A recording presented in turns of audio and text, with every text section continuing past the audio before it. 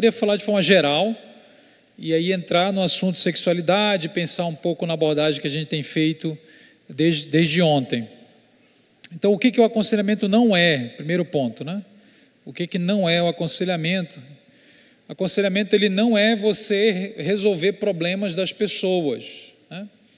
Então, não é você olhar um problema e alguém perguntar para você, e aí eu faço o quê? Aí você vai lá e diz o que a pessoa tem de fazer.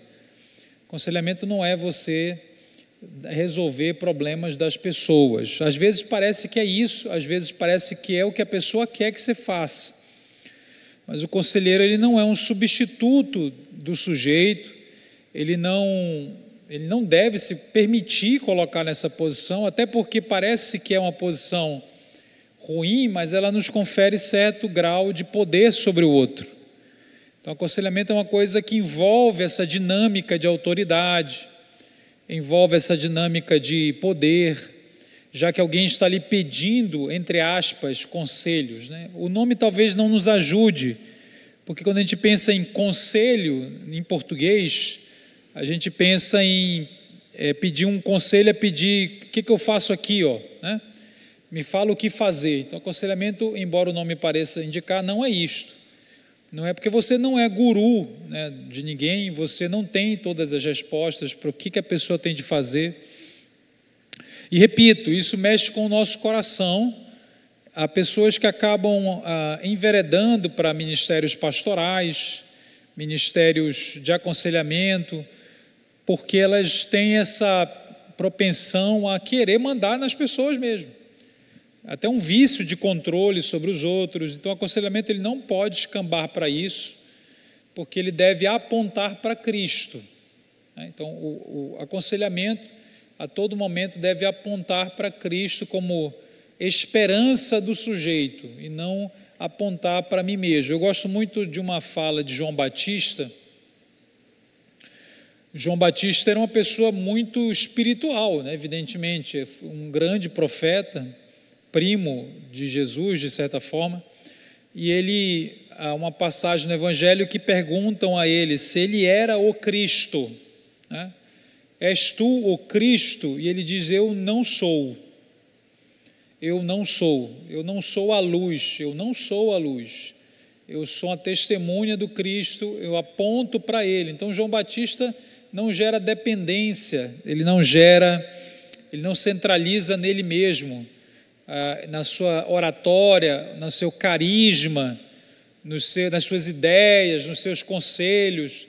Então, muito cuidado para não interpretar aconselhamento como se fosse você resolvendo problemas das outras pessoas. Isso gera um certo prazer em nós, a gente precisa pedir muito discernimento para Deus nesse sentido. Então, além disso, uma outra coisa que o aconselhamento não é, e aqui eu quero falar com muito cuidado, o aconselhamento, ele é diferente de uma terapia, por exemplo. Eu não tenho nada contra a terapia, não é minha posição. A minha esposa é psicóloga, e ela tem a clínica, atende tudo online, está tudo certo. Eu não vou entrar nesse assunto e eu não tenho problema com psicologia mesmo. Mas são duas coisas diferentes. Aí tem vários motivos pelos quais são diferentes, mas eu queria salientar um elemento. O aconselhamento, ele é confessional. Ele se baseia em princípios muito claros. Ele é menos relativo do que qualquer outra teoria humanista ou teoria terapêutica, que tem a sua valia, mas o aconselhamento bíblico, ele é bíblico, né? Então, a Bíblia nos diz, nos afirma e desafirma coisas. A Bíblia nos diz o que é certo e o que é errado. Então, o que é certo e o que é errado não é super relativo. O importante não é, o importante é você ser feliz, depende da sua verdade. Não, o aconselhamento bíblico, ele não vai funcionar com o objetivo de apenas te estabilizar ou apenas te deixar legal, né, com as suas escolhas. Embora isso faça parte, porque você deve estar bem com as suas escolhas, não é apenas isso, porque as suas escolhas, embora você esteja muito bem com elas, saudavelmente bem com elas, você pode estar completamente equivocado.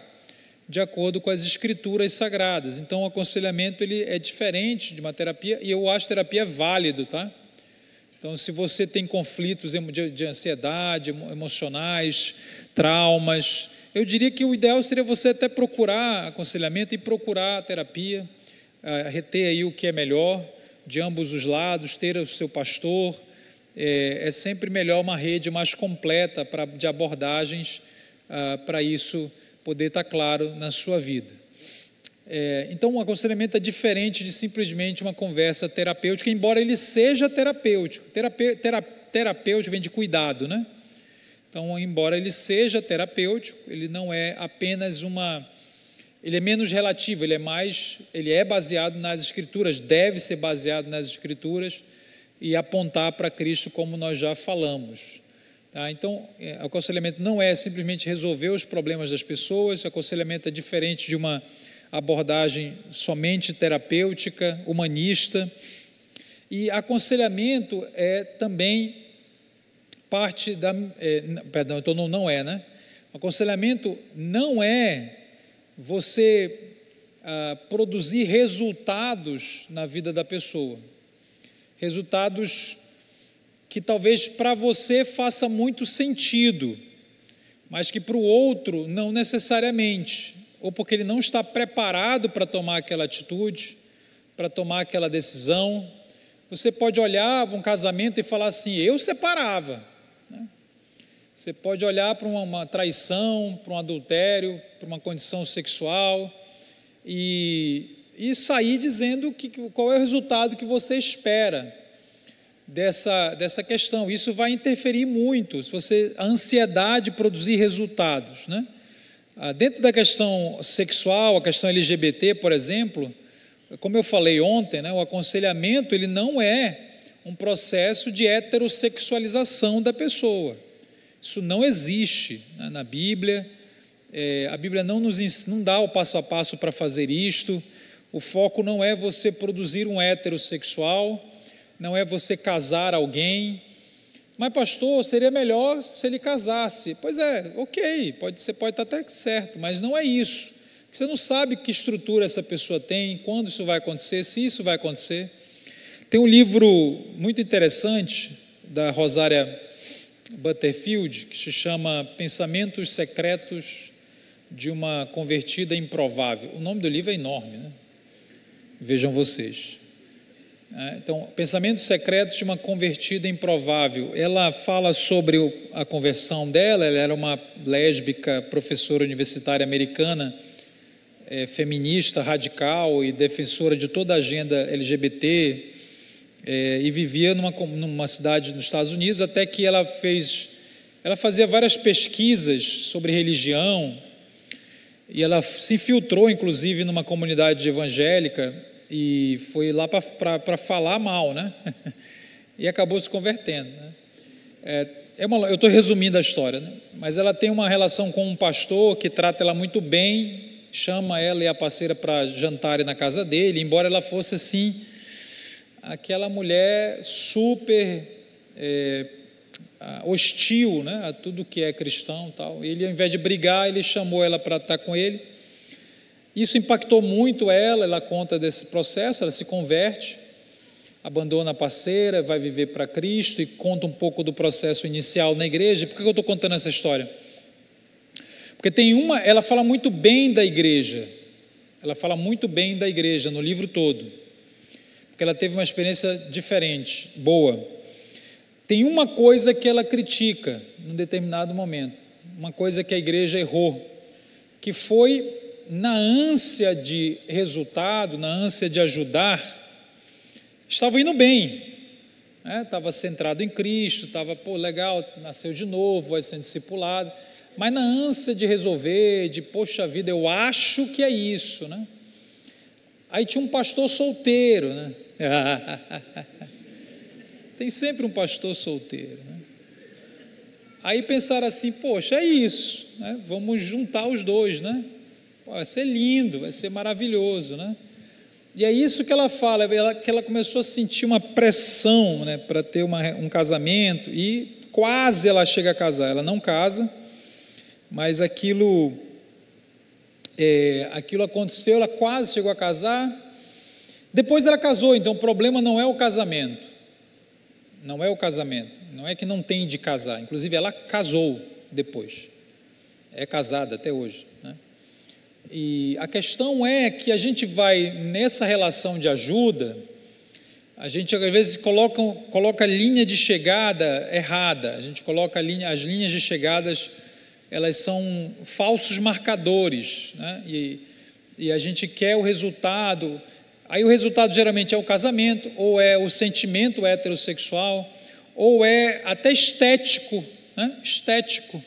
A gente fica olhando para a pessoa e fala assim, essa pessoa tem muito trejeito, tem que acabar com isso. Aí a gente quer lá controlar a vida da pessoa para ela virar homem, né? Eu tinha um amigo que era muito efeminado, ele era crente mesmo, graças a Deus pela vida dele. Ele era um crente piedoso, mas ele tinha bastante trejeito. E era engraçado, ele me contou um dia que o pastor, um dos pastores de uma das igrejas que ele chegou aí, um dia chegou na casa dele, esse meu amigo chegou na casa dele, ele morava com a mãe, é solteiro, né? E aí as roupas dele estavam todas num saco. O pastor tinha ido lá pegar as roupas dele para queimar, né? Porque era muito feminina, né? Aconselhamento, né? Vejam vocês, são conselheiros bíblicos, né? Então a pessoa está ali, eu vou resolver, está muito feminino, está muito nhenhenhen, vamos lá, tá, ajeita, tá. Então a gente vai medindo a conversão, vai medindo a espiritualidade da pessoa por marcadores. E outra, deixa eu deixar claro uma coisa: não eram roupas de mulher, tá? Ele não se travestia, ele não era um transexual, não eram roupas de mulher, não, tá? Eram roupas masculinas, apenas um pouco mais coloridas, talvez. Não tinha nada de mulher, tá? Nada de mulher.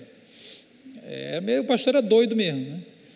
Então a gente vai no resultado e vai forçando, mas eu sou a pessoa que estou acompanhando, eu preciso mostrar. Então os falsos marcadores são estéticos, os falsos marcadores são emocionais não, afetivos, no sentido da atração. Deixa eu falar um pouco da questão da atração como resultado, né? Eu já falei, eu quero apenas complementar. Tem um problema muito grave no mundo que a gente acaba reproduzindo dentro da igreja.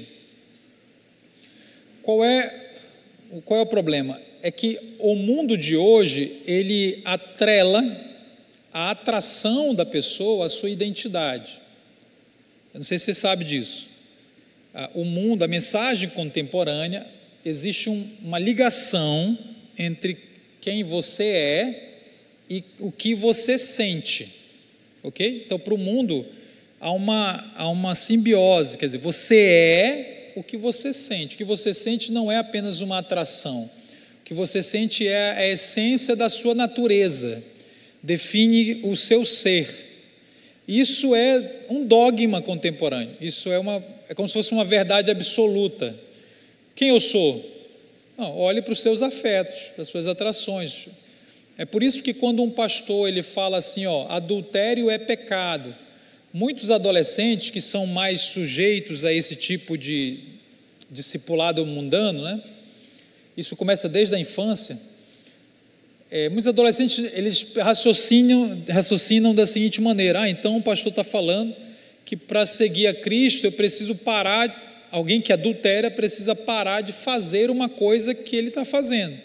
Então adultério é uma coisa que eu faço, entendeu? Está na zona do fazer.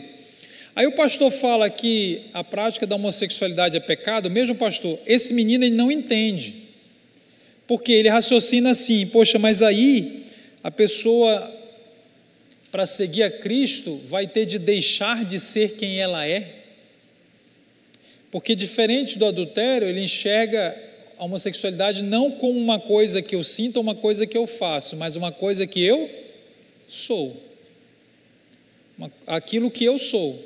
É um outro raciocínio, há um atrelamento entre identidade e afeto, é o que a gente chama de revolução afetiva.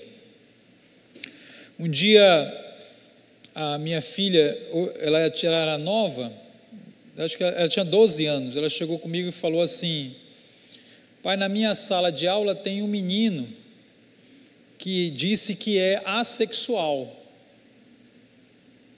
Você sabe o que é um assexual? Sabe ou não? Assexual é uma pessoa que não tem atração por nada e por ninguém. É um assexual, não tem atração. Mas o pobre do menino só tinha 12 anos. Mal deu tempo, né, para ele ter qualquer atração. Né? E ele estava anunciando, né, que havia descoberto que era assexual. Aí ela disse assim: pois é, ele falou que é assexual, mas ele está afim de mim.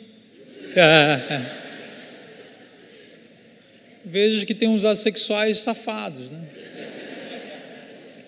Ela disse: eu curei a sexualidade dele, né? Ela estava sentindo o Tilenol do amor, né?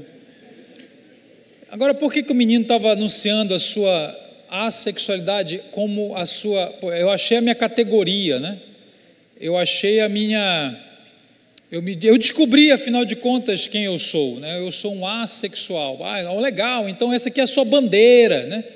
Tem uma bandeira para cada sexualidade, né? Então, isso aqui é a sua bandeira, essa aqui é são os seus... a sua sigla, é o LGBTQIA+, o A é o assexual, né? Então, o menino estava lá, coitado, né? Tentando entender quem eu sou, né? E aí, toda a produção cultural disse para ele o quê? Para saber quem você é, você pergunta o que você está sentindo. Ele fez a pergunta: deixa eu ver o que eu estou sentindo. Não estou sentindo nada por ninguém, eu não sinto nada. Pô, tem uma identidade para quem não sente nada. Então, isso é muito sério, quando a gente deixa com que uma característica como o afeto, a atração, determine quem nós somos. Para a Bíblia, isso não existe. Não existe ninguém cuja identidade para Deus está fincada naquilo que sente. Não porque o que você sente não é importante, eu não estou dizendo isto. Então, nós não vamos ouvir uma pessoa falar que é bissexual e dizer para ela: não, isso aí não tem importância, isso não é a sua identidade, você está dando muita importância para isso, finge que isso não existe. Eu não estou dizendo isso. É muito importante o que a pessoa sente, ela deve ser ouvida, ela deve ser acolhida, mas por mais relevante que seja qualquer característica sua, qualquer uma, por mais decisiva que seja, ela não pode ocupar o centro da sua identidade, porque esse lugar para o cristão, ele é sagrado, ele pertence a Jesus Cristo. Então, a Bíblia não olha para ninguém a partir de identidades sexuais. Então, e não só sexuais, qualquer outra característica. Eu repito, isso não significa que isso não tem importância, que isso não afeta a sua vida. Significa que, por mais importante que seja, não pode ser colocado neste lugar. Como qualquer outra característica, eu sou, por exemplo, brasileiro, nasci no Brasil. Isso é importante? Claro que é. Se eu tivesse nascido em outro lugar, minha vida seria diferente? Certamente. Mas é assim que Deus me define? Em última instância, Ele olha para mim e vê um brasileiro? Não. Não, porque isso não é importante. Então não tem que negar isso, fingir que não é. Isso está aí, está tudo certo. Mas por que você está colocando isso no centro da sua identidade? Por que a sua identidade depende disso? Quer dizer que se isso mudar, a sua identidade muda? A sua identidade muda? Não, eu sou pastor, é essa a minha identidade? Pô, mas se eu fosse sei lá, astronauta, minha vida seria muito diferente. Mas isso não é a minha identidade. Eu sou homem. Ah, pastor, aí não, né? Não, homem é uma coisa muito importante sobre mim. Se eu fosse mulher, minha vida seria totalmente diferente. Eu sou heterossexual, isso é uma informação muito importante. Mas essas coisas, embora sejam importantes, não são a minha condição existencial primária, a minha identidade última. Quando Deus me vê, Ele vê a partir de qual parâmetro? Qual é o parâmetro de identidade? O que confere identidade? Quem eu sou para Deus? Só tem uma coisa na Bíblia inteira que pode definir um sujeito. É a coisa mais importante da Bíblia. Qual é? É a pessoa de Jesus Cristo. Então, se você tem Cristo, você é uma coisa. Se você não tem Cristo, você é outra coisa. Essas são as nossas identidades. Ao crer em Cristo, eu sou feito filho de Deus. Acabou. Se eu sinto, não sinto, se eu mudo o que sinto, se eu caso, se eu sou solteiro, se eu mudo de profissão, se eu mudo de cor, se eu mudo de time de futebol, se eu posso até tirar esse corpo, operar o corpo, fazer outro corpo. Eu estou aqui extrapolando, tá, irmão? Que não estaria correto, mas eu quero dizer, quem eu sou está baseado na minha relação com Cristo, que não depende daquilo que sinto. Por que eu estou falando tudo isso? Porque quando a gente diz para a pessoa que ela só vai ser plena, filha de Deus, madura, se a gente está aconselhando a pessoa, objetivando que ela sinta algo, esse é o resultado que a gente quer alcançar, nós estamos cometendo o mesmo erro, porque nós estamos dizendo para a pessoa assim, ó, você já foi salvo, mas no dia que você sentir a atração X, aí sim você vai ser, aí sim vai chegar lá. Quer dizer, eu estou atrelando a identidade dessa pessoa, a sua condição espiritual, ao que ela sente. Eu estou dando poder ao que ela sente, de defini-la. E aí, irmãos, é muito importante que a gente entenda para onde nós estamos conduzindo as pessoas. Nós estamos aconselhando para levá-las aonde? Eu já falei isso ontem, o nosso objetivo é fazer um discípulo de Cristo. O aconselhamento é para fazer um discípulo de Cristo. E o discípulo de Cristo é aquele que está disposto a amar a Cristo mais do que a tudo, mais do que a si mesmo, independente do que sente, independente dos resultados, que são importantes, mas não podem ser o centro do processo. Então, o que é o aconselhamento? O aconselhamento é parte do ministério de reconciliação com Deus.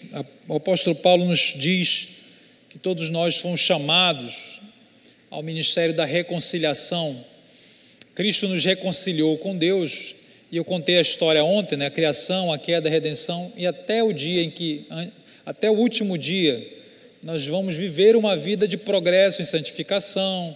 Essa reconciliação vai se estabelecendo, e nós podemos ajudar uns aos outros, fazendo com que que haja uma mutualidade, né? Que eu possa ser capaz de levar o meu irmão a pensar sobre como é que as Escrituras, como Deus, o caráter de Deus se relaciona com aquela demanda que ele está trazendo. Então existe uma demanda, a pessoa chegou com você com uma demanda X, é necessário escutar com muita calma.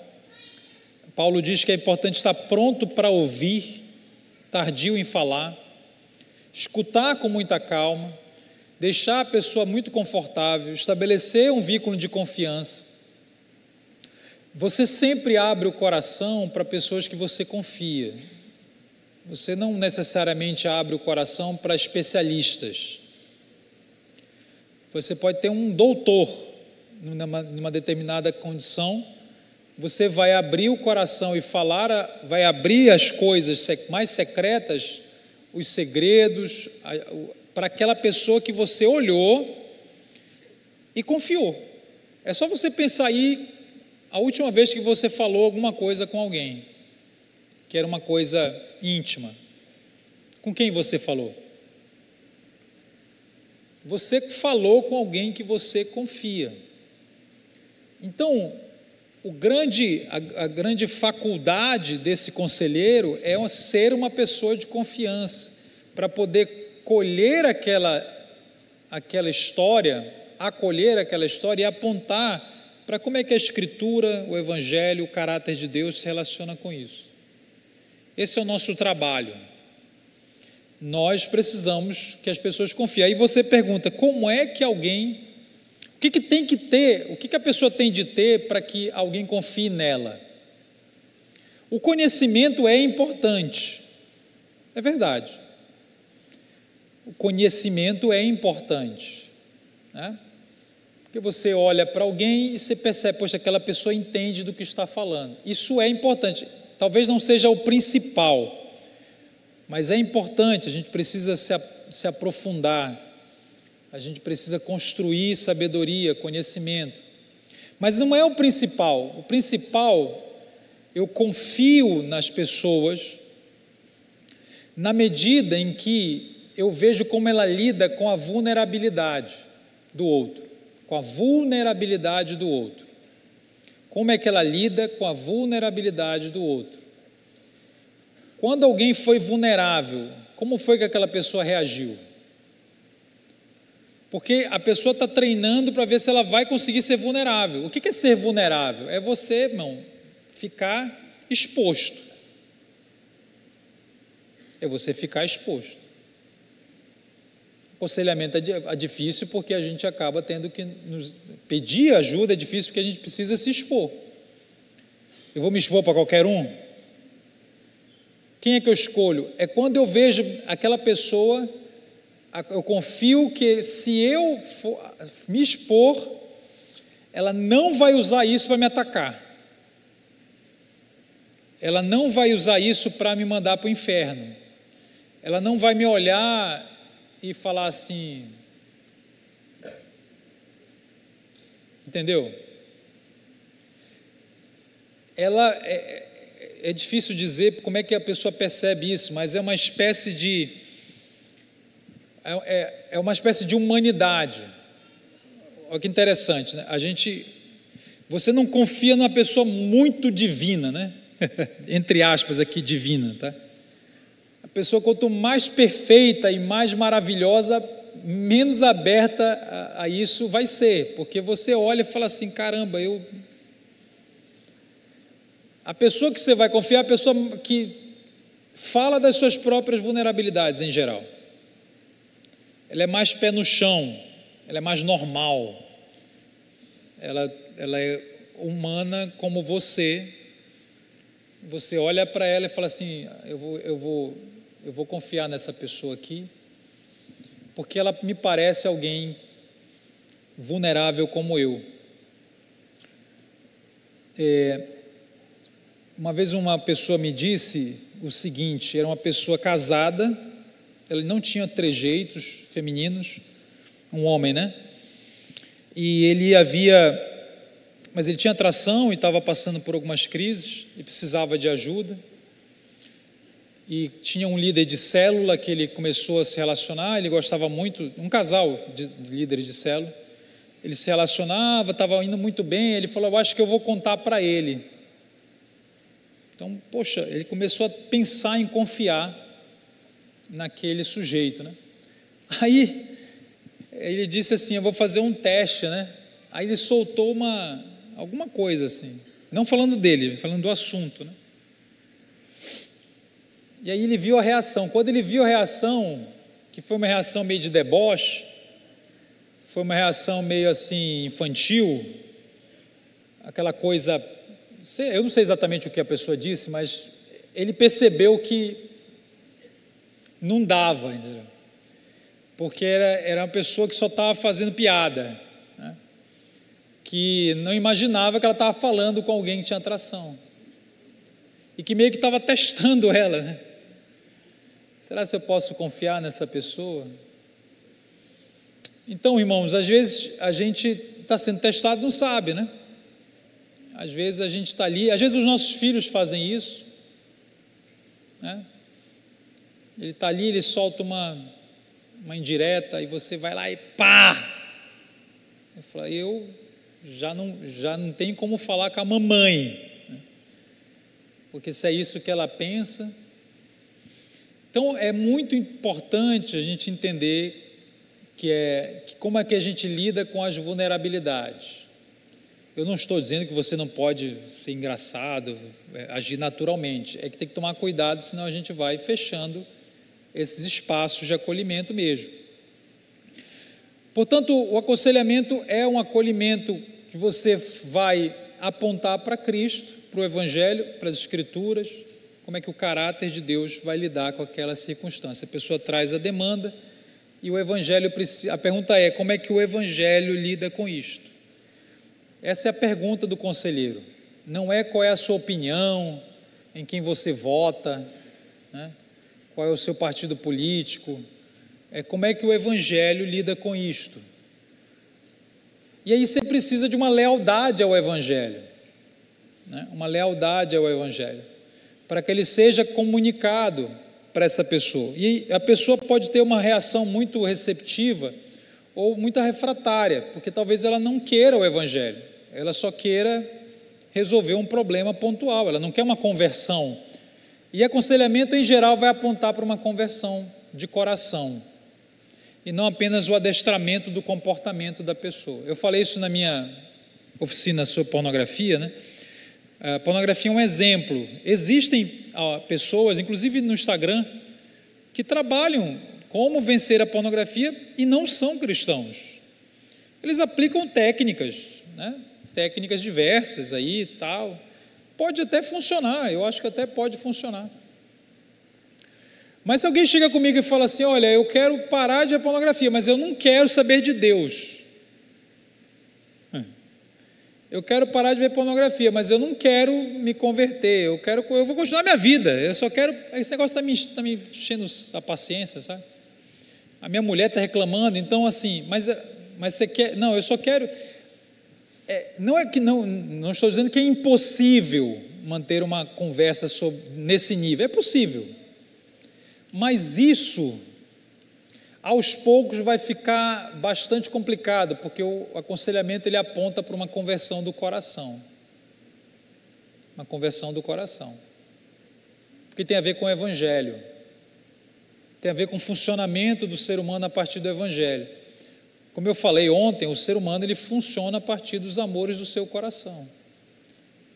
A imoralidade, ela vem do coração. Jesus fala em Mateus 15, 17 a 19, os discípulos estão comendo numa mesa e os judeus dizem, não lavaram a mão antes de comer.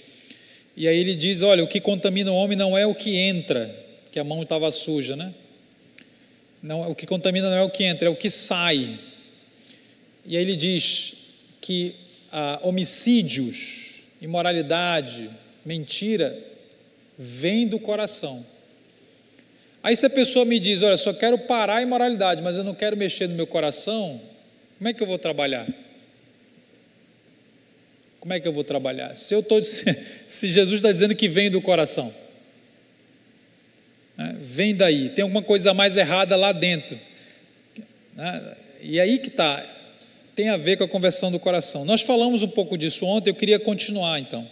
Então a nossa missão é fazer esse acolhimento e apontar para o Evangelho como aquilo que toca os nossos corações.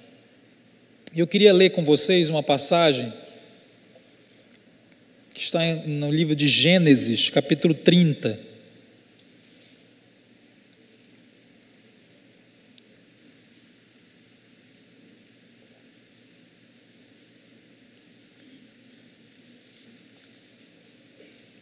Gênesis, capítulo 30.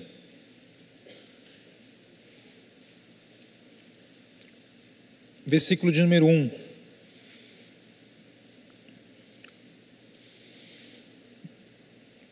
Diz assim: quando Raquel viu que não dava filhos a Jacó, teve ciúmes de sua irmã e disse a Jacó: dê-me filhos, do contrário morrerei. Então Jacó ficou irado com Raquel e disse: será que eu estou no lugar de Deus que a impediu de ter filhos? Muito bem, essa história é um pedacinho da história de Raquel e Jacó. Jacó é filho de Isaac, encontrou Raquel, casou com Lia, que era sua irmã, e casou com Raquel, que era mais nova e era bonita. Me desculpem as feias, Raquel era bonita. Então Só que Raquel, embora fosse muito bonita, não dava filhos a Jacó. Na época isso era um problemaço. E Lia, embora feia, glória ao Senhor, era parideira. Porque Deus sempre está abençoando as pessoas feias, né? Quem recebe, irmão?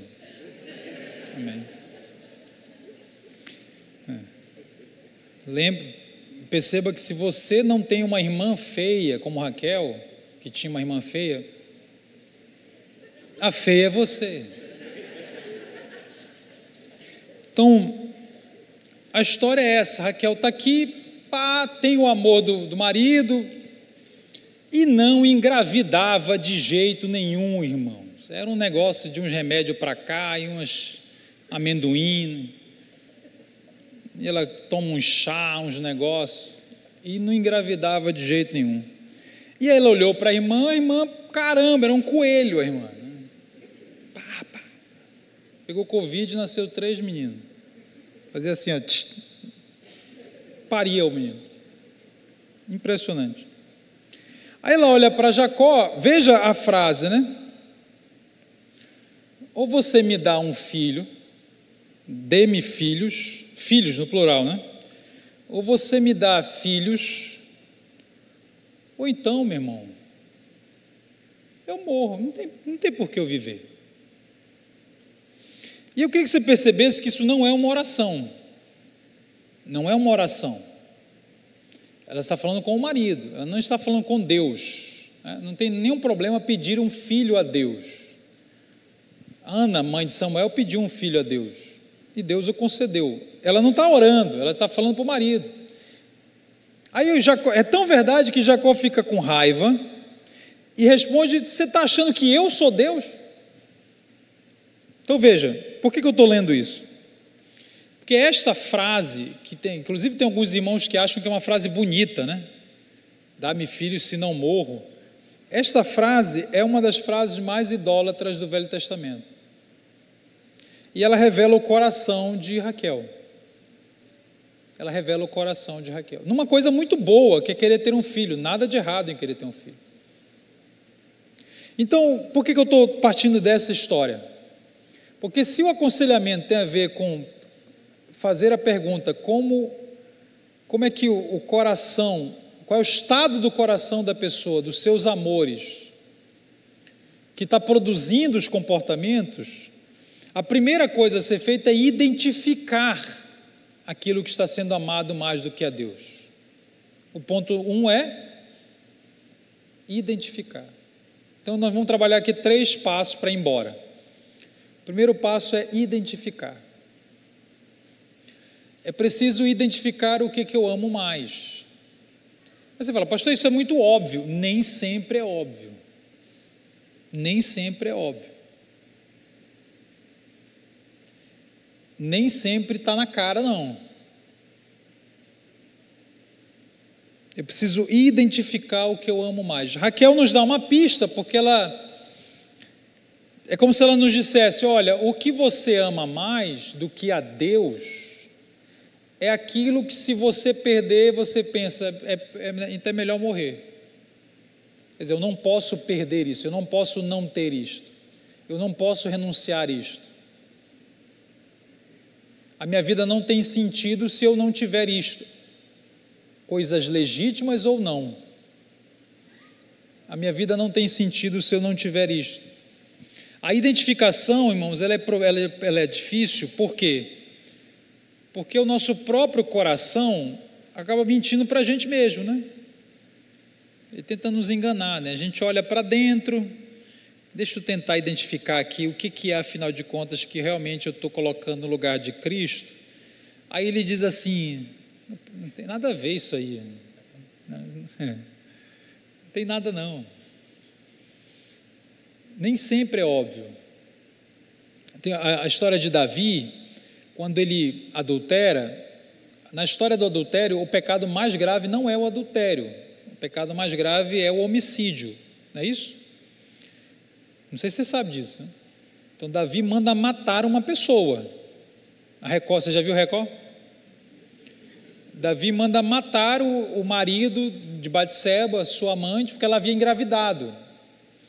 Ele tenta, né, enganar lá, trazer Urias para deitar com ela, para fingir que o filho era dele. O Davi tinha umas ideias também, né? Eu vou te falar uma coisa. Já pensou se dá certo, né, irmão? Se Urias vai lá, aí nasce um menino ruivo. Não sei se você sabe, Davi era ruivo. Urias era japonês. Cadeira. Eu estou brincando. Urias era coreano. Não importa de onde o japonês vem, né? Se é da Coreia, do Japão. E aí, não deu certo, né, o esquema. Eu falei assim, vou mandar matar. Aí eu te pergunto, vamos tentar identificar. O que foi que Davi amou que o tornou homicida? O que você acha? Foi sexo? Sexo ele tinha um monte. Ele tinha um monte de esposas. Ele tinha um harém. O que foi que ele amou que o tornou homicida? Ora, se ele adulterou e ele está tentando esconder o adultério, e ele não confessou o adultério, o que ele está tentando proteger? A sua própria reputação. Então veja, na história conhecida pelo adultério, o maior pecado, que é o homicídio, é cometido pelo amor a quê? A aversão que ele passa aos outros. Ele não quer perder isso. Mas como é que eu vou perder isso? Davi amou tanto isto que ele mandou matar. Lembra que Jesus falou que o homicídio vem do coração? A pergunta para a gente, a pergunta do aconselhamento é: o que a gente ama que nos faria matar alguém? Aí a resposta que você acabou de pensar foi: eu jamais faria isso. Provavelmente era o que Davi dizia. Até que um dia ele realmente amou algo. Veja como o amor é poderoso, né? Veja como o amor é o nosso problema. Amor é o nosso problema. Não, pastor, importante é amar. Você está maluco, irmão? Se eu falar importante é amar e amar segundo esse coração aqui, eu mando matar pessoas. Eu digo, eu amo a minha reputação o suficiente para matar pessoas. Exatamente o que aconteceu. É fácil identificar? Certamente não. Identificar e aceitar que isso é uma verdade.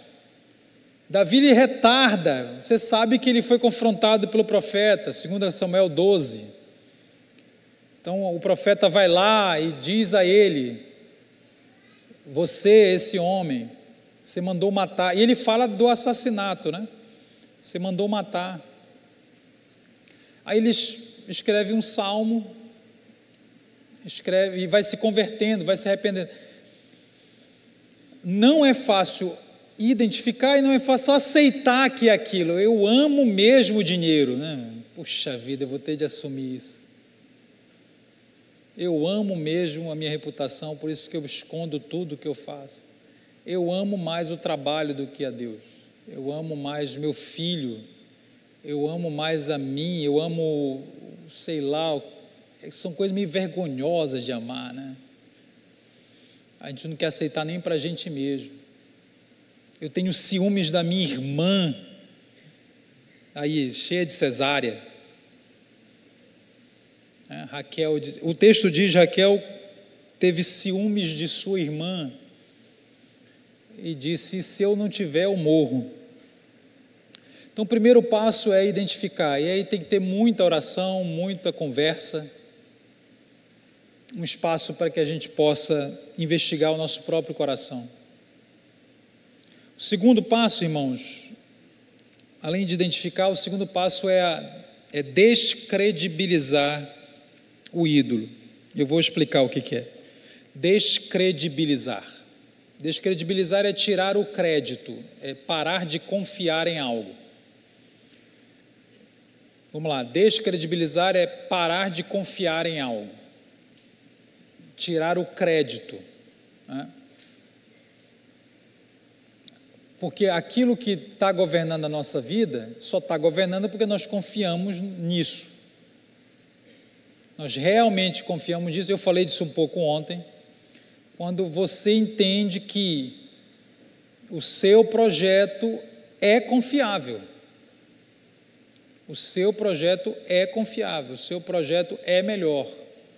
Você mandando na sua vida é melhor do que Deus mandando na sua vida, porque você assumiu e dá crédito para esse ser que é você, essa criatura. É nesse sentido que o profeta está falando: maldito o homem que confia no homem. Quer dizer, se a minha vida está baseada na criatura, eu confio que o meu projeto vai longe sem Cristo, poxa, eu tenho um grande problema. Eu tenho um grande problema. E deixar de confiar é difícil, irmãos, é difícil. Porque nós estamos acostumados a confiar naquilo para obter algum resultado. Acostumados a confiar naquela relação para obter um resultado. Como é que eu vou perder isso aí? A Raquel, ela tinha certeza que o dia que ela tivesse filhos, a vida dela seria muito boa. Ela confiava nisso. E não ter isso era frustrar o necessário para viver. E eu não sei se você sabe a história, como continua a história de Raquel. Tem dois fatos muito interessantes. O primeiro é que ela tem um primeiro filho, que se chama José, é o José do Egito, né? Ela tem um filho, e aí o texto bíblico diz que assim que ela vê o menino, ela fala, estou parafraseando aqui, ela diz: eu preciso de outro. Eu preciso de mais um. Porque na ânsia de querer ter aquilo, a ânsia de querer ter é substituída pelo tédio de já ter, ou pelo medo de perder. O que eu tenho, aí eu preciso de mais um pouco. Eu preciso de mais um pouco. Eu continuo apostando no meu projeto. Se eu tiver, eu vou ser feliz. Aí eu preciso de mais um pouco, que aí eu vou ser feliz. Eu preciso de mais um pouco. E nunca vai sair dessa tensão, porque você está sempre correndo atrás da cenoura que está à sua frente. O segundo fato é quando Raquel tem o segundo filho. O nome dele é Benjamim, é o último filho de Jacó. Quando Benjamim nasce, acontece uma coisa muito irônica. E o Velho Testamento, ele não é irônico, ele é irônico de propósito, tá? A literatura, o tipo de literatura, principalmente de Gênesis, é assim de propósito. Acontece uma coisa irônica. Raquel, que disse: se eu não tiver filhos eu morro, ela morreu no parto do segundo filho. Ela morreu no parto do segundo filho. E o pior é que a última coisa que ela fez em vida foi amaldiçoar o filho. Aquilo que ela disse: se eu não tiver, não vale a pena viver. Ela dá o nome de Benoni, não de Benjamim. Ela dá o nome de Benoni, que é eu não lembro mais o significado, mas é uma espécie de maldição. É tão maldição que o pai muda para Benjamim. Então a história de Raquel, ela é muito profunda, porque quando ela obtém aquilo que ela confiava, que dava sentido, ela pede mais e quando ela se encontra com o fim, o que lhe resta é amaldiçoar aquilo que parecia ser a sua própria vida, a base de tudo. Então as pessoas, elas confiam, nós confiamos, e aí o aconselhamento é difícil, porque eu não sei quanto tempo vai demorar para alguém olhar para aquilo que ela confia e desconfiar, e se frustrar. Eu não sei quanto tempo vai demorar, quantas sessões serão necessárias, porque a pessoa está imbuída de uma certeza, ela vai ter de experimentar um fracasso, e às vezes a família, o próprio pastor, precisa deixar a pessoa ir. Só que é difícil deixar ir, porque a gente, principalmente dentro de casa, porque a gente confunde deixar ir com abandono.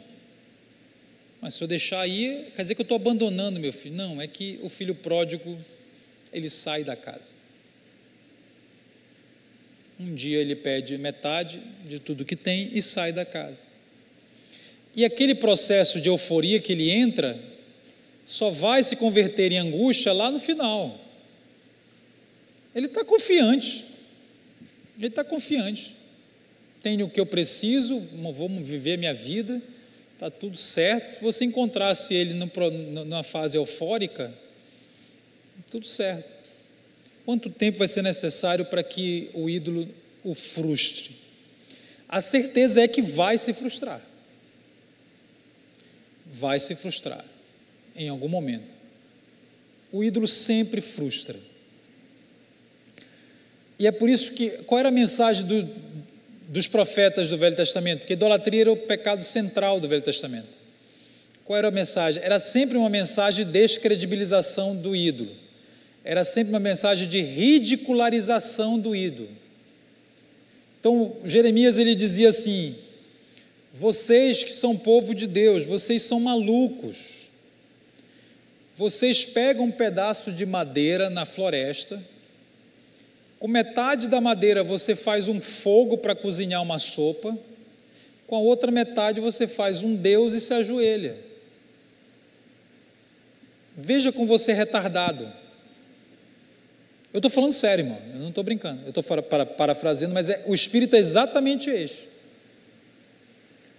Quando o salmista, no Salmo 115, diz que o ídolo não tem boca, mas não fala, o que é isso? É a descredibilização do ídolo, é a ridicularização do ídolo. Ele tem boca, mas não fala. Ele tem pé, mas ele não anda. Ele tem olho, mas não vê. E você está ficando igual a ele. Paulo dizia: o ídolo nada é. O ídolo nada é. A mensagem é sempre de chamar a atenção e falar assim: legal, Deus é mau? Deus não deu o que você quis? Espere o seu ídolo.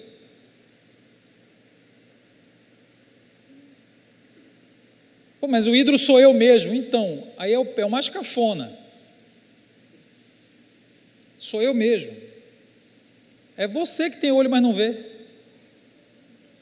É você que tem pé, mas não anda. É você que tem boca e não fala. Mas eu estou falando, eu sei, eu faço. É porque você acha. Jesus disse a Laodiceia, né? Lá em Apocalipse 3, ele diz: você precisa comprar roupa, você está pelado. Eu estou pelado? Não, você está nu. Como assim? A gente aqui é maravilhoso, uma igreja grande, um pessoal legal. Não, vocês estão nus. Vocês estão cego, pobre e nu. Pobre? Como assim pobre? Aqui é a cidade mais rica que tem. Vocês são cegos, pobre e nu. Você tem que comprar um colírio para acabar essa cegueira aí. Tem que comprar roupas, você tem que adquirir riqueza, porque você está pobre. Então, o problema é que nós não enxergamos dessa maneira. A gente enxerga: vai dar certo, eu sou capaz, é autossuficiência, é independência. E o último passo, irmãos,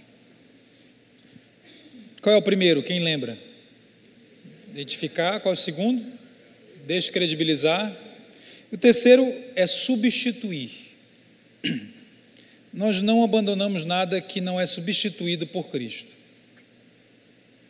Então, o aconselhamento, ele foca o coração e ele foca um processo de entender como Cristo vai ser a fonte e não os meus poços rachados que eu construí, tentando conseguir água, né?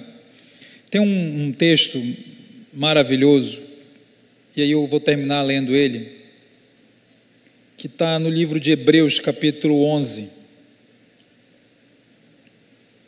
Hebreus, capítulo 11.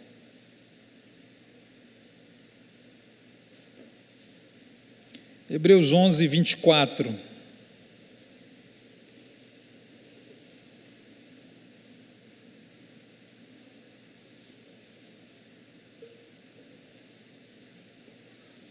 Deixa eu colocar na NVI aqui, eu vou ler na NVI para vocês. Hebreus 11, 24. Nós vamos ler até o 26. 24, 25 e 26. Diz assim: pela fé, Moisés, já adulto, recusou ser chamado filho da filha de Faraó, preferindo ser maltratado com o povo de Deus, a desfrutar os prazeres do pecado durante algum tempo. Versículo 26, por amor de Cristo,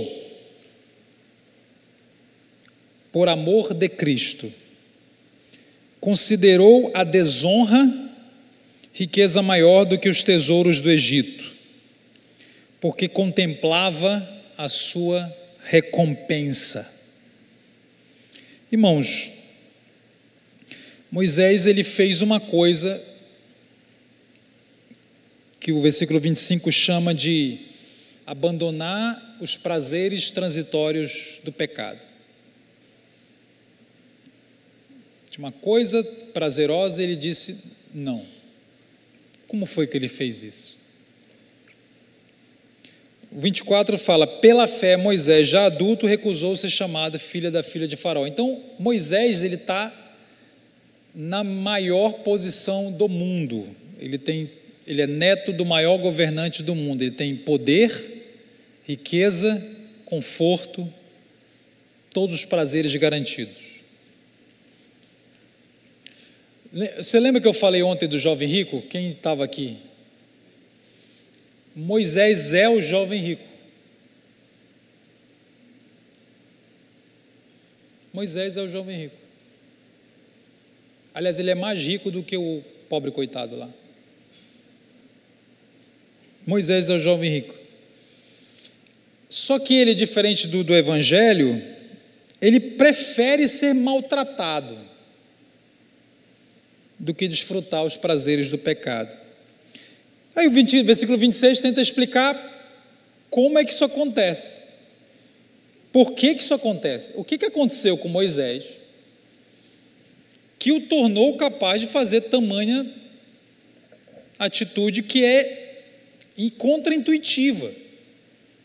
Mas lembra que está falando de trocar a corte pela escravidão, eram escravos. E o texto, o versículo 26, diz uma coisa muito profunda, ele fala, por amor a Cristo. Eu estou lendo o texto, tá? Por amor de Cristo. Então o autor de Hebreus está dizendo que Moisés está lá no Velho Testamento, ele amou a Cristo. Por amar a Cristo, ele considerou a desonra riqueza maior do que os tesouros do Egito. Aí vem o porquê. Por que ele fez isso? O finalzinho diz, porque ele contemplava a sua recompensa. Parafraseando o texto, ele está dizendo o seguinte, de maneira bem simples. Um dia, Moisés contemplava a recompensa, contemplava. Um dia ele viu a Cristo. Ele viu a Cristo. Porque a recompensa de Cristo não é um casamento. Não é, eu vou te recompensar, vou te dar riqueza. A recompensa de Cristo é o próprio Cristo, irmão, que é a nossa vida. É como se o texto estivesse dizendo, o dia que Moisés viu a Cristo como Ele viu a Cristo e entendeu o que significa ter Cristo. Que ter Cristo é ter o que eu preciso, que ter Cristo é ter a suficiência, que ter Cristo é ter a minha vida mais do que se eu tiver todas as riquezas do Egito. Quando a gente vê realmente o quão grande é ter Cristo, o quão suficiente é ter Cristo, os nossos ídolos se tornam ridículos. Ninguém precisa mais ridicularizar. Quando ele viu a Cristo, ele olhou, mas por que eu estou fazendo aqui? Pô, mas aqui você é neto do... Mas aqui está garantido, você vai casar, você não vai ficar só. Mas tem Cristo? Não. Então, você está sendo meio idiota, né? Porque ele viu a Cristo. Ele entendeu o que é Cristo. Tudo que ele buscava ali foi substituído por Cristo. Irmãos, eu entendo como é difícil para muitos de nós, e é difícil a gente trabalhar em aconselhamento, porque isso aqui é um ato espiritual, isso não é controlado pelo conselheiro. Isso é um processo profundo, que tem idas e voltas, que tem quedas, as pessoas caem, as pessoas elas duvidam, as pessoas elas andam sobre as águas, depois elas afundam. E no resto do dia ela anda de barco mesmo. Porque é um processo que ninguém controla, é um processo de você olhar e um dia entender o que é Cristo. O que eu estou buscando fora de Cristo? Quem foi que disse que eu sou melhor?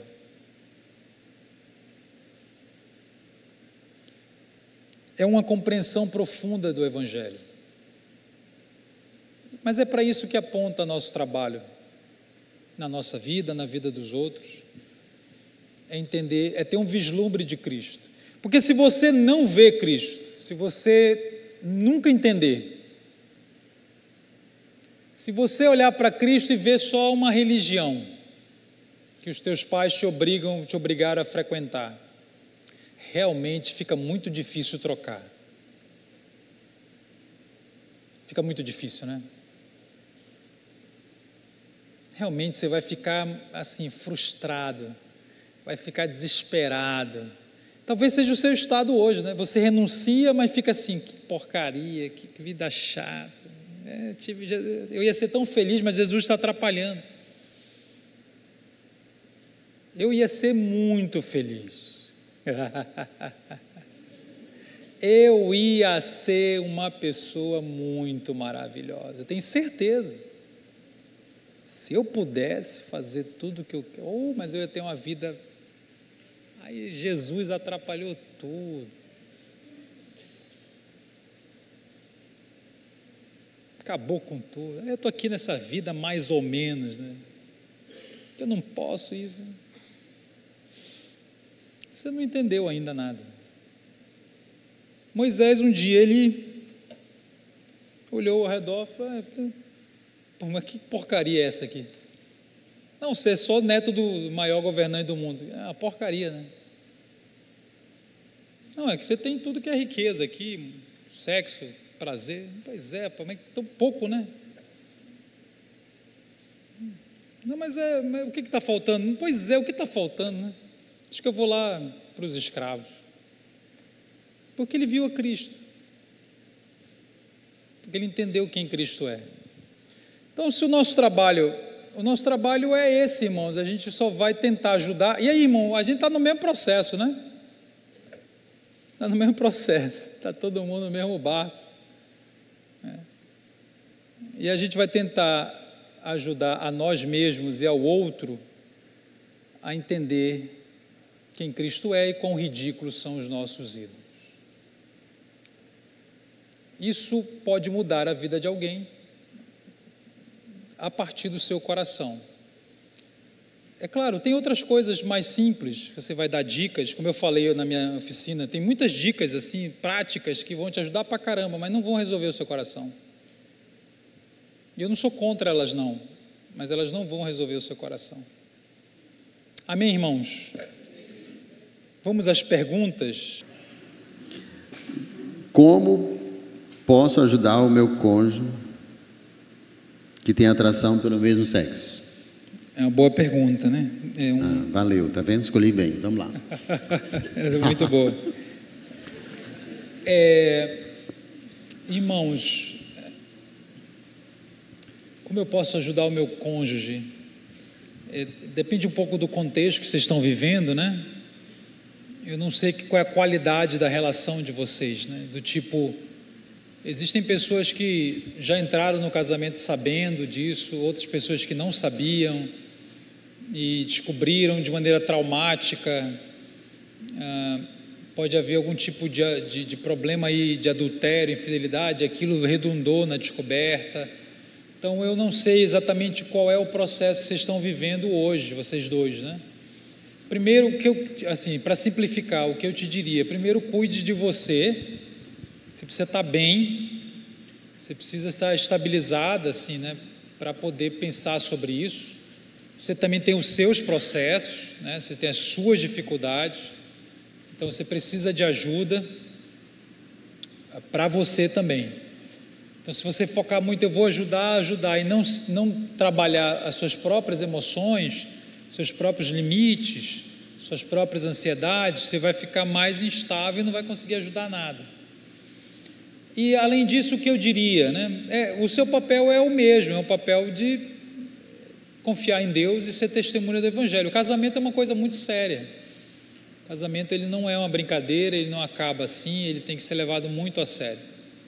Então, é possível a pessoa ter atração pelo mesmo sexo e estar casada com alguém com quem ela tem atração e ter um casamento que glorifica a Deus. Isso é possível. Todos os casais convivem com atrações capazes de levá-los a pecar. Todos.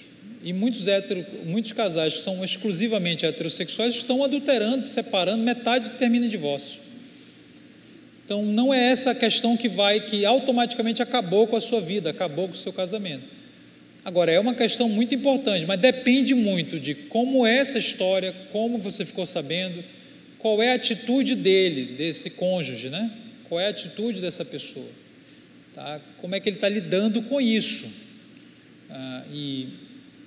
Então, o mais que eu tenho para te dizer olha para você, começa a cuidar das suas emoções, a sua relação com Deus, porque aí vão haver elementos que você não controla. E eu falei disso de manhã, né? De lidar com aquilo que nós não controlamos, é o que eu diria. Qual a diferença entre atração, desejo e cobiça? Atração, desejo e cobiça. Desejo e atração, não, vamos colocar assim. Quando a Bíblia fala de desejo, em geral, ela está falando de cobiça, em geral. Então ela está falando do pecado, né? Desejo maligno, desejo impuro, lascívia, luxúria, todas são palavras meio parecidas para a mesma coisa, que eu estou usando a palavra cobiça. Isso é um pecado. A atração é diferente de cobiça em que sentido? Eu expliquei isso de tarde, eu vou explicar de novo. A atração é inevitável, né? Você não define se algo te atrai ou não, algo te atrai. Se você pudesse escolher, você escolheria não ter atração nenhuma, acabariam todos os seus problemas, né? Nós seríamos intentáveis, né? Se nada nos atraísse, não haveria nem pecado sexual praticamente, né? Porque se eu casasse com uma mulher, eu estou falando de heterossexualidade, tá? Se eu casasse com uma mulher e automaticamente eu fosse blindado e todas as mulheres do mundo passassem a não ser atraentes mais, todas, acabou meus problemas, né? Porque nada me atrairia, eu só pecaria se eu quisesse, seria muito mais difícil pecar, né?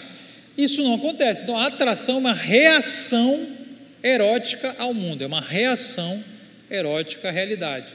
Todo mundo reage à realidade de maneira erótica. Tem coisas no mundo que chamam a sua atenção sexual, isso é um fato, e você não escolhe esse fato, você escolhe o que fazer com isto. Você escolhe o que fazer com isso. Cobiça é quando eu coloco a minha atenção naquilo que já me atraiu, a atenção erótica, a imaginação erótica. Eu colocar intencionalmente a minha atenção. Então, a palavra é atração e a outra é atenção. Eu controlo a atenção. Eu controlo se eu penso, se eu não penso, se eu olho, se eu não olho, se eu fico ali fantasiando ou não. Eu controlo isso. Eu não controlo se algo me atrai, né? Aí se você fala assim, não, pastor, nada me atrai, só o meu marido. É uma vida triste, né? Estou brincando. Então, nada me atrai, eu não entendo esse negócio, como assim? Eu só sou atraído pelo meu marido. Se você entrar nessa, olha que interessante, se você entrar nessa e começar a bater no peito, nada me atrai, eu sou espiritual, eu não sou carnal, é aí que você cai mesmo. Porque aí você entra numa ideia de que você é imbatível, de que você está muito forte, aí você cai, porque você está ficando soberba na sua humanidade. Você é ser humano, você é vulnerável, todos nós somos vulneráveis, então nós temos atrações por coisas que Deus reprova, todos, por causa da queda. A gente vai ter de lidar com isso. Então, cobiça é quando eu ponho a atenção naquilo que Deus não me deu. Por isso que o 10º mandamento diz: não cobiçarás a mulher do próximo. Então é a mulher que não é minha, é aquilo que não me foi dado por Deus. Cobiçar é pôr a atenção erótica. Jesus falou, aquele que olha com intenção impura. Jesus não está falando sobre olhar, ele está falando a intenção do olhar. É uma intenção, quer dizer, é intencional, é uma coisa que eu estou fazendo. É diferente de atração, que é um fato erótico do mundo. Erótico, gente, não confunda erótico com pornográfico, tá? Erótico é uma coisa, pornográfico é outra. Erótico é uma palavra absolutamente normal. Deus criou o erótico, é a questão sexual, né? Lá em Gênesis 2 diz: deixará o homem pai e mãe e se unirá à sua esposa. Isso aqui é o erótico. Erótico é o amor específico que leva um homem a querer a se unir à sua mulher, inclusive sexualmente. O nome é atração porque é como se fosse magnético, né? É o amor do movimento. O erótico eu vou me tornar um com aquela pessoa, com aquela mulher. Eu vou ao encontro dela e me torno um. Eu deixo os meus pais, né? Então o erótico não é a palavra não tem a ver com imoralidade. Tá? Existe de fato ex-gay? A pessoa vai parar de sentir atração pelo mesmo gênero? Deus cura mesmo sabendo que não é doença. Desculpa, afinal eu não entendi. Foi só rir. A pessoa complementa perguntando. Ela complementa. Existe realmente ex-gay? A pessoa vai parar de sentir atração pelo mesmo sexo, pelo mesmo gênero? Deus cura, mesmo sabendo que não é doença. Pois é, então assim, não use palavra curar, tira isso da sua cabeça, curar, ninguém vai curar ninguém, tá? Não é doença, é um fato. A Bíblia não chama de doença, tá? Fica tranquilo, tá? Você não está negando a Bíblia, não. A Bíblia nunca chamou de doença, não é curar, nada disso. Eu já expliquei que o nosso objetivo não é a heterossexualização, eu já expliquei tudo isso. Então, dito tudo que eu já disse, mas então quer dizer que não pode mudar, nunca vai mudar, isso não existe? Não, irmão, existe. É possível mudanças, é possível um monte de coisa.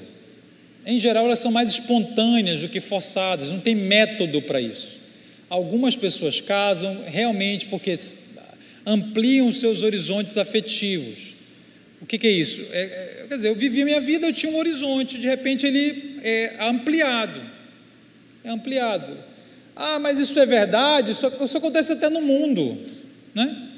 Isso acontece no mundo. O mundo de hoje diz que a sexualidade muda, que a sexualidade é fluida.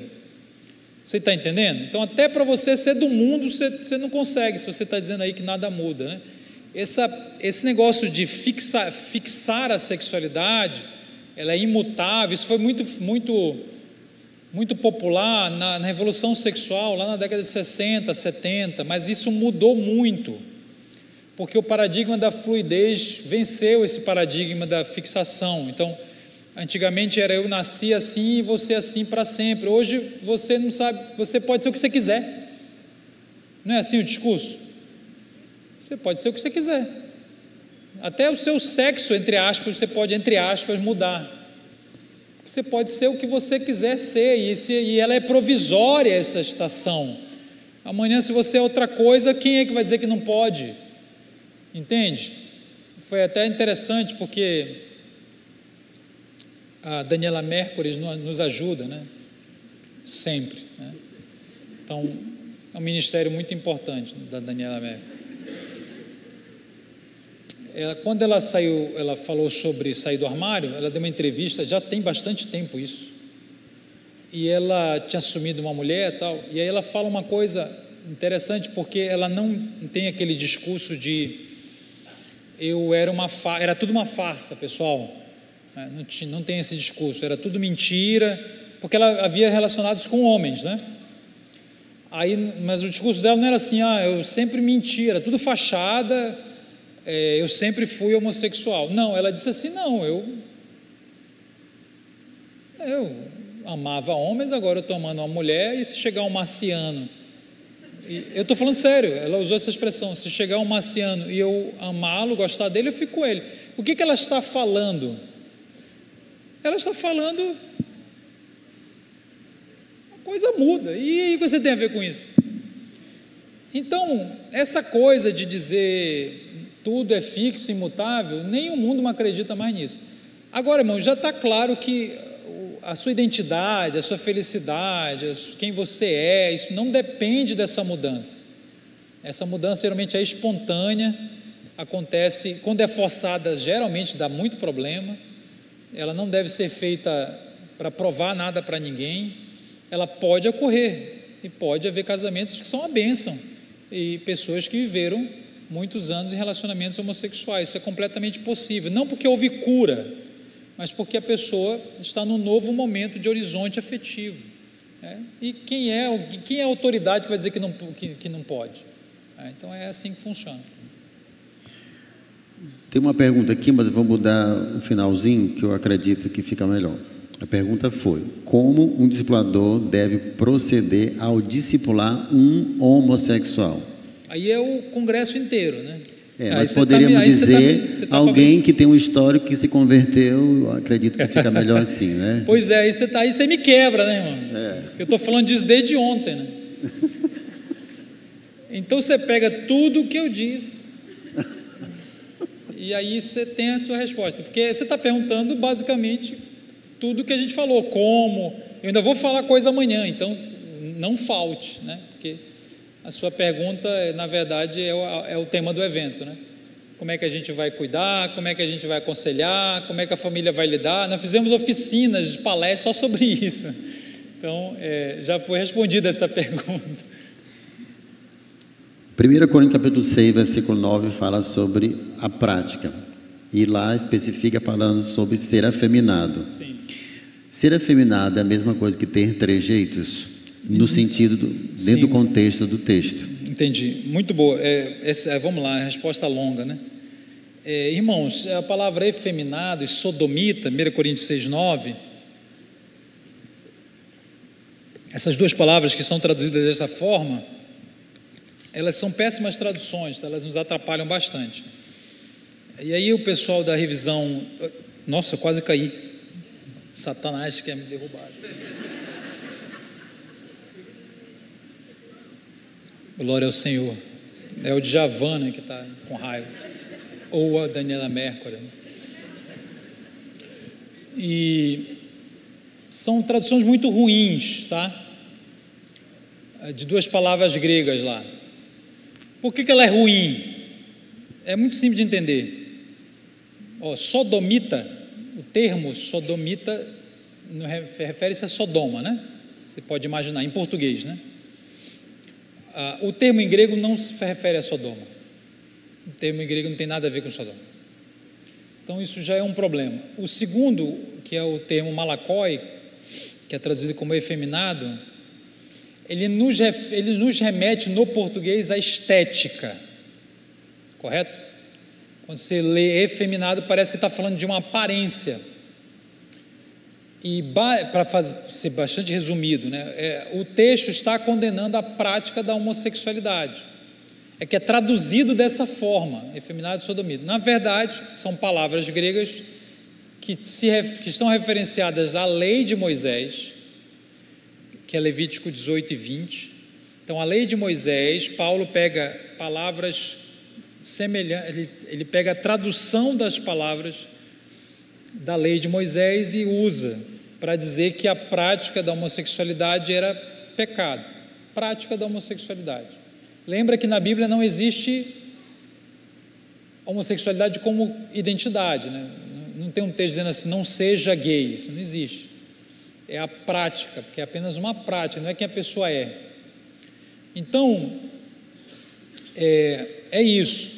Aí vamos lá, então, o que é o tal do malakoi, que é o termo hebraico, é o termo grego, foi igual Felipe Neto agora, o termo grego que é traduzido como efeminado.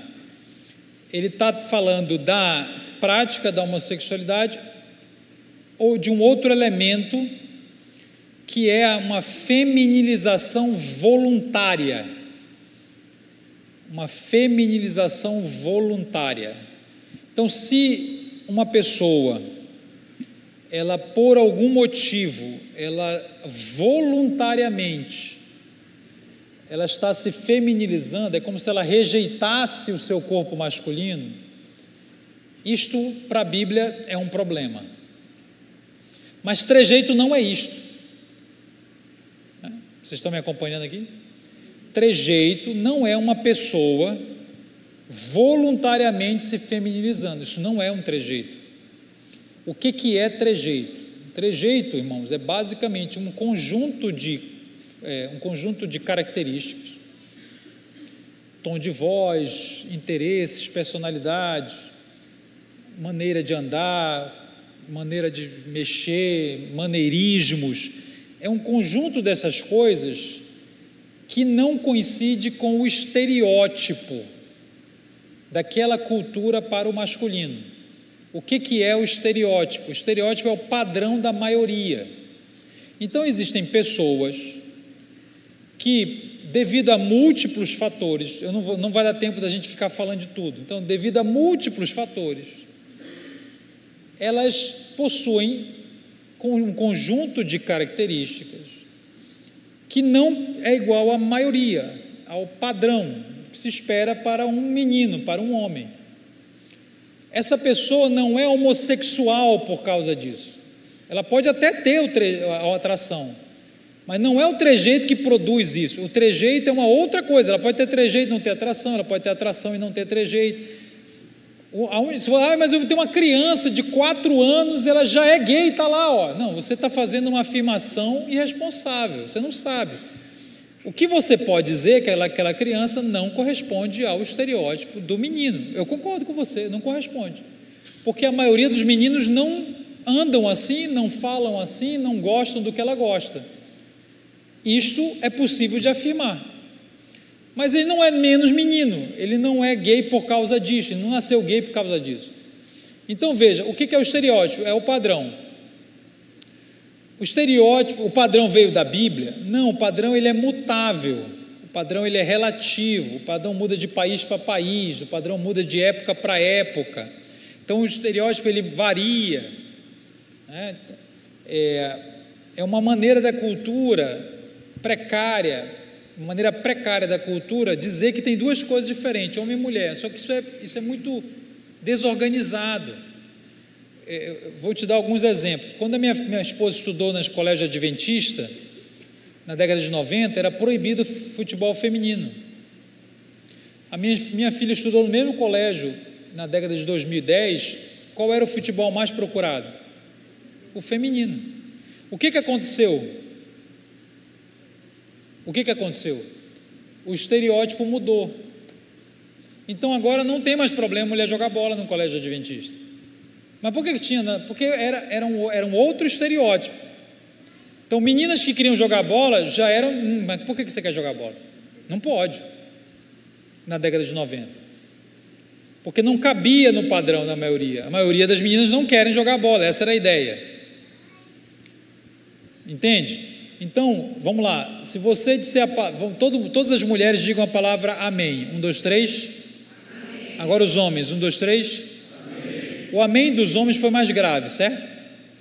Mas se a gente ouvir cada pessoa individualmente, o que pode acontecer? Um homem tem um amém mais agudo do que uma mulher. Então, nesse pequeno aspecto, esta pessoa que está nesse grupo, ela não corresponde ao padrão da maioria. Ela não corresponde ao estereótipo. Então, quando você olha para uma pessoa assim, você está vendo isso. Ponto. Se ela tem atração, você não sabe. Se ela tem prática, aí que você não sabe mesmo. Então, você não pode avaliar a espiritualidade de alguém a partir disto. A Bíblia não está falando disso.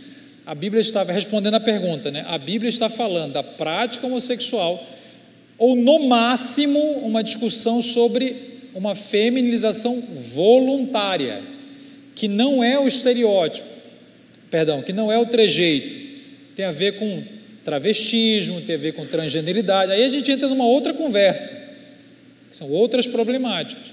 Então, cuidado para você não olhar alguém com trejeito e sair concluindo coisas. Isso é muito comum. Eu vou contar uma história para terminar. Eu estou falando para caramba. Eu tinha um amigo aliás, eu tenho um amigo que é pastor, não é pastor, ele é pregador, tal, ele tem trejeito até hoje. E um dia ele estava ensinando, ele mexia assim e tal.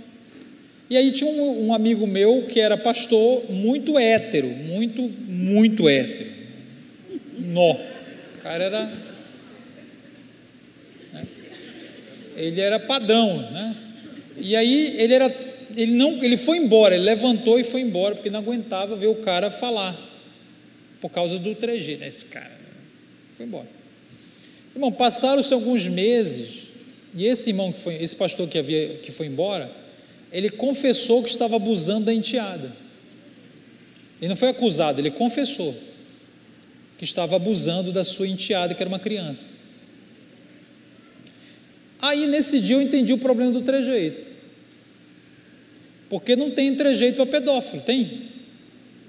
Você olha para uma pessoa, aquela pessoa, padrão, mexe como é para mexer, fala grosso, entendeu? Se veste, pode ser só um pedófilo, não tem trejeito. Aí você olha para outro irmão,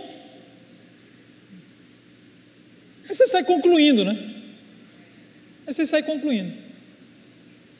Então esse cara é gay? É gay? O que você está falando? Como assim é gay? Você não sabe. Então o que eu digo? Se você quer pensar nisso, conheça a pessoa, conheça a história da pessoa, conheça os processos da pessoa, saiba, para você tentar entender o caráter dela, a jornada dela. Mas eu descobri que não vale nada. Pô, legal. Se tem trejeito e está pecando, você trata como qualquer um, está errado do mesmo jeito. Então é isso, irmãos, cuidado, porque senão a gente vai colocando na Bíblia o que não está e sendo pedra de tropeço para gente que está abandonando o pecado, mas não entra nos nossos padrões de estereótipo. E nunca vai entrar, tá? Totalmente nunca vai entrar. Falei demais. Então vamos encerrar. Pelo amor de Deus. Deu por hoje? Podemos encerrar? Sim ou não? Mais uma pergunta? Sim. Pode ser? Então vamos lá. Vou ser rápido. Estou nem aí. Como lidar com uma pessoa que vai à célula, vem à igreja, se declara mulher trans? Nossa, mãe do céu, meia hora de resposta. É uma palestra. Crê em Jesus, diz que ama Jesus, mas todos os textos ou pregações que falam sobre o seu pecado, ela descarta, não aceita. Ai, cara, você está falando que é uma pessoa trans que está indo à célula e que crê em Jesus? Ama Jesus, mas sobre esse assunto. Mas quando toca no assunto, ela descarta. Muito bem, irmão, você faz o quê? Você continua pregando o evangelho, né, da melhor forma possível. Você não controla o resultado disso. Você tem que entender o seguinte: a fé vem pelo ouvir, né? Então a primeira pessoa precisa ouvir. Se ela já está na célula, que bom, né? Que bom. Então ela está ouvindo o evangelho, ou ela está ouvindo as suas opiniões? Se ela está ouvindo o evangelho, ótimo. Como ela vai reagir a isso? Quanto tempo vai demorar para que ela possa... Primeiro tem que pensar aí nesse processo de evangelização, né? Porque a gente não adianta tentar discipular quem não nasceu de novo. O discipulado não pode anteceder o evangelismo. Do tipo, eu estou tentando trabalhar, não vai trabalhar transgeneridade nenhuma. Primeiro ele precisa encontrar Cristo, para depois ter condições de pensar em qualquer outro tema. Então, talvez você está falando de um assunto de discipulado, essa pessoa ainda está ali sendo evangelizada, talvez, se eu estou entendendo certo. Ah, não, mas então ela já aceitou a Jesus. É bom que na presbiteriana é diferente, né? Mas aí a pessoa aceitou a Jesus, né? Aí você fala assim: nossa, se aceitou a Jesus, então já acabou tudo, né? Aceitou a Jesus. Pois é, que conversão não é simplesmente levantar uma mão, né? É um processo complexo, então você precisa ir aos poucos entendendo que o resultado você não vai forçar. O apóstolo Paulo pregava em Atos, em várias cidades, e é engraçado porque em vários momentos Paulo pregava, metade se convertia e metade pegava em paus para matá-lo, né? Ainda não chegou essa parte da sua vida, né? Em que metade vai ouvir o evangelho e metade vai tentar te matar, literalmente. Mas era o que acontecia com Paulo. Então o resultado daquela mensagem, Paulo também não controlava muito, né? Não dava certo para todo mundo, né? E ele apanhou bastante, né? Glória ao Senhor. Vai chegar a sua vez, né? Amém? Então você não controla esse negócio, e aí é confiar em Cristo. Amém, glória a Deus. Amém, glória a Deus.